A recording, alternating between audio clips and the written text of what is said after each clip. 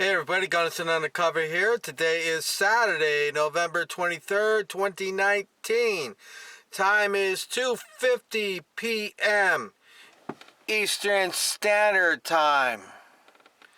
Well, it started out kind of nice here in Jersey today, and now the clouds are coming in, and temperature is about 44 degrees. I'm down here at Cheesequake State Park, down by the lake area. Kind of got the marsh behind me there. So we got a story here, just more evidence of how the Blue Zero heroes get treated differently in court as opposed to as you and I get treated in court. So a story just came out. It's on NJ.com, it's on other websites also, and it reads as follows. I'll show you a picture of it right there. And it says, jury convicts NJ woman of texting while driving death. So in other words, she was texting and she plowed somebody over and he got killed. So let me read it. Stated November 22nd. A Monmouth County jury on Friday convicted a driver of vehicular homicide for the death of a pedestrian that prosecutors say was caused by texting behind the wheel. Alexandra Massonet, 50, faces a possible 10-year prison term according to the Monmouth County Prosecutor's Office. This is a tragedy in every respect. Texting while driving puts drivers and pedestrians in grave danger, and we are hopeful that the jury's verdict will reinforce the public's awareness of this risk. Even taking your eyes off the road for mere seconds is not worth the risk. However, it's okay if cops take their eyes off the road to look at their computers and play around with that, right? That's okay, because they're trained. Let me see. Even taking your eyes off the road for mere seconds is not worth the risk of the serious bodily injury or death that can result from texting while driving, Monmouth County Prosecutor Christopher Gramacioni said. Prosecutors argued she was distracted by a text from her former sister-in-law asking about dinner plans in New York City. Cuban, American, or Mexican, you pick it, said. Moments later, Manasonet's vehicle rear-ended another car in Hazlet while they both headed south on Laurel Avenue towards 6th Street on September 28, 2016. Prosecutors argued Massonet didn't hit the brakes before the wreck, in which she struck the stopped vehicle in front of her, knocking a car involved in the crash into a 39-year-old Yuen Wang who was crossing a street. Where are the odds? This poor guy's out there going to cross the street and he gets plowed over. An employee of nearby International Flavors and Fragrance plant, Wang was taking a short break and walking the Henry Hudson Trail when the accident occurred. During testimony Monday in Superior Court, Massonet denied she was responding to a text message. She said she read the message in her car before leaving for work. She said she was turning off her windshield wipers and turning on her car's defroster after driving across the bridge over a Waka Waka Creek. I know that creek. I can't pronounce the word. On Laurel Avenue, Massonet looked up. She testified her 2000 black Mercedes crashed into a red Toyota Corolla in front of her. The Toyota was pushed into Wang. Later, a police officer asked Massonet for permission to take and search her phone. Well, here we go. Once again, somebody didn't know their rights, and here's what happens. I said, sure, I don't have anything to hide. Massonet testified. Now, see, people say, well, if you got nothing to hide, just cooperate. No. Never cooperate with the police. Never talk to them. Never give them nothing. Later, I said, sure, and blah, blah, blah. She said she thought she had bought her vehicle about 5 months earlier. Okay, so the point of this, now let me get back here. Give me a second, folks. Something I want to point out. Where are we at? Give me a second here. We do everything by the seat of our pants.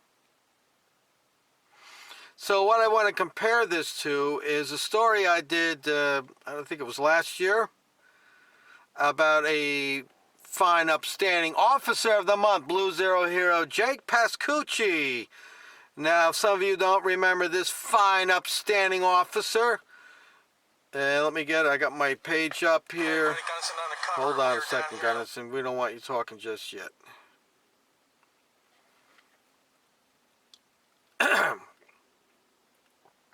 Boy, things just never work when you want them to, do they? Okay, so anyway, the page would come up properly. Well, anyway, there's a cop by the name of Jake Pascucci. He used to work for Long Branch Police Department. And the story goes with him is he was at a political local PBA union function, backyard barbecue, and he got a little drunk, had one too many drinks, got one to go. He left the party and he wanted to go hit another bar. And he was coming down Ocean Avenue in Long Branch where he works. So he's in his gang territory. This lady, she's crossing the road. There's a nice hotel across the street. She's crossed the road. She wants to go to the CVS to get some medical supply for her husband who's waiting for her. And as she crossed the highway, the very drunken Jake Pascucci plowed her over, hit her so hard, smashed the front end of his car right in. She's all busted up, killed on the scene. I did a video about it. I'll post it in the link there. I guess that's what I'll do. It's a little bit of a long video, so I don't think I'm going to attach it, but maybe we'll give a picture of it or something. So anyway, this Blue Zero hero goes to court. Now, they transferred it from Monmouth County Superior Court, and they put it up to Middlesex County Court as if it matters, because we all know the gang just makes a phone call. They're all connected. They're just different chapters. And he ends up, long story short, he gets 364 days in the county and a 5-year probation, and he's done with law enforcement. Now, the reason for 364 days means he gets to do county, he doesn't go to prison. So then the judge gave his lawyer 10 days to file a motion because the lawyer thought the sentence was a little harsh and he'd like to appeal that, or to have his sentence reconsidered. You know, because he's a fine, upstanding, well-trained professional out there risking his life and got drunk on his free time, that somehow he feels entitled.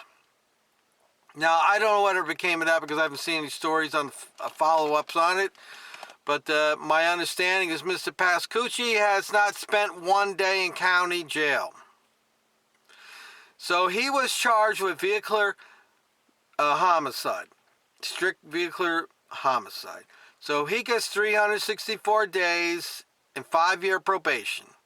While this lady here, who, whether she did or she didn't, we will never know, is being accused of looking at her phone, doing something with her phone, hitting another car, and that car went and hit that other guy across the road. So now she's looking at 5 to 10 years? Why? I mean, that was an accident. It was a careless accident if she did what they said she did. I don't know. I don't know. Nobody will know. She's the only one that knows. But I'm sure she feels bad about what she did. And here she is. She's going to be looking at 5 years to 10 years in prison while this Blue Zero hero turd officer of the month, Jake Pascucci, never does a day, gets 364 days in the county, but doesn't serve one damn day. You see how it goes, folks? There is no justice for you and I. We are held to a different standard. That should be the other way around. Pascucci should be doing 5 to 10 years in prison, and this lady getting 364 days. I mean, he's a cop. He gets drunk. He's supposed to know better. He's the one out there representing law and upholding law, and here he is flaunting it, doing what he wants, and then when he kills the poor lady, it's her fault. That's what he said. It was her fault. But he was going so damn fast and so drunk, he didn't know the difference. But watch my video. I took you right to the scene where it all happened. You can see quite well down there. All right, this is Gunnison Undercover. Another sad story to report. But I just wanted to show the difference of how cops are treated in court and how we are treated in court. Just more evidence. Till next time, you know the deal. Like, share, subscribe. Go to my Facebook channel, Gunnison Undercover. I post a lot of things on there. I don't necessarily post on YouTube. I sometimes just tweet something, if you want to call that. Facebook something. And a lot of times things that I put on there are the precursor to what I'm going to do on here. And it's a way of contacting me too. You can get me through Gunnison Undercover on Facebook. If you got a story that I think might be well worth it, let me know. Till then.